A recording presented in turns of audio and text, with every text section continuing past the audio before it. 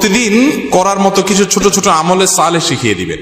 প্রতিদিন করার মতো প্রথম আমলে সালেহ হলো 5 ওয়াক্ত নামাজ সময় মতো ধীরে ধীরে আদায় করবেন। এর চাইতে বড় কোনো আমলে চলে না। এই একটা যদি করেন আর ছোটখাটো কোনো আমল নাও করতে পারেন, বড় গুনাহ থেকে বেঁচে থাকেন, ইনশাআল্লাহ নাজাতের পথ অর্ধেক সুগম হয়ে যাবে। 5 ওয়াক্ত নামাজ, এইটার কোনো বিকল্প ইসলামে আর কিছু নাই। এইটা ঠিক রাখতেই হবে, এক্ষেত্রে কোনো ছাড় নাই। দাঁড়ায় না হলে বসে শুয়ে যেভাবে পারেন পড়তেই হবে, কোনো ছাড় নাই। অতএব 1 নম্বর আমল হলো 5 ওয়াক্ত নামাজ পড়বেন। 2 নম্বর হলো সকল বড় বড় মোটা মোটা গুনাহগুলা থেকে বেঁচে থাকবেন। চোখের গুনাহ, হারাম জিনিস দেখা, হারাম জিনিস শোনা, গালমন্দ করা, মানুষের হক মারা, হারাম খাওয়া, এই বড় বড় গুনাহগুলো থেকে বেঁচে থাকবেন। নাম্বার 3, নবী করিম সাল্লাল্লাহু আলাইহি ওয়াসাল্লাম প্রতি বেশি বেশি দুরূদ পাঠ করবেন। আল্লাহুম্মা সাল্লি আলা মুহাম্মাদ ওয়া আলা আলি মুহাম্মাদ, শুধু সাল্লাল্লাহু আলাইহি ওয়াসাল্লাম, দুরূদ ইব্রাহিম যত বেশি পারেন দিনে 10 বার 20 বার পাঠ করবেন।